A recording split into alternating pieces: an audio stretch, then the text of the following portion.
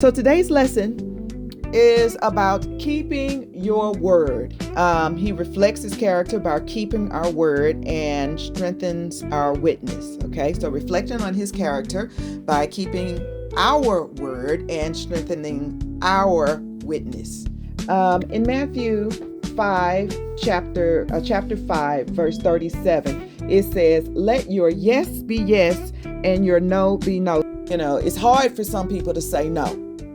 And then they find themselves crashing and burning because they're trying to agree to all of these things. People ask you to do various things. They may ask you to give them a lift, or they may ask you to, sign something.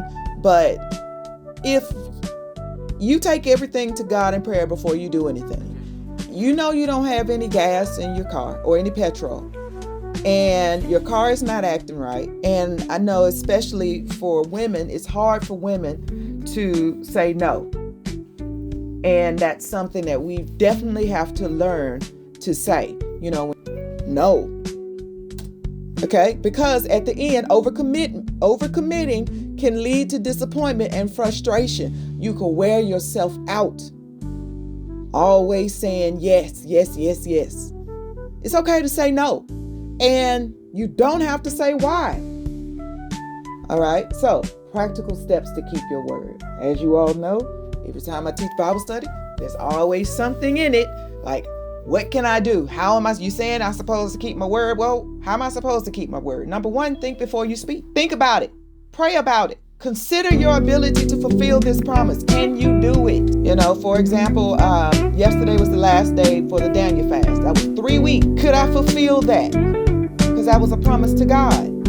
Father God, I'm going to do this Daniel fast, and I'm going to pray to you, and I'm going to dedicate these first 3 weeks of the year to you.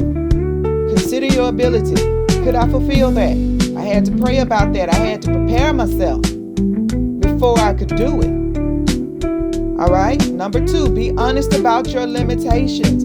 Communicate clearly if you cannot commit. A lot of times people will come to you with, wanting you to, commit some money to or tell them that you'll think about it and come back to you later. Also, if someone is forcing you to say, "I need to know now," then the answer is no. Don't ever let somebody force you into an answer or to a commitment. If they're trying to force you and they need to know now, then the answer will be no. All right? Follow through. Prioritize fulfilling your promises. Father God, I promise this. I need to do this. Apologize when necessary. If you said that you were going to do something at a particular time and you're running late, apologize. Take responsibility. Make amends when you fall short. You told somebody that you were going to be somewhere. You told somebody that you were going to meet them at the coffee shop and you didn't make it.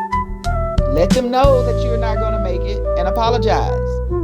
And, see what you can do to make amends. And if you cannot do it and you are worried that you're going to disappoint that person, ask God to order your words and order your steps and give you the strength to be able to say no. It's okay to say no.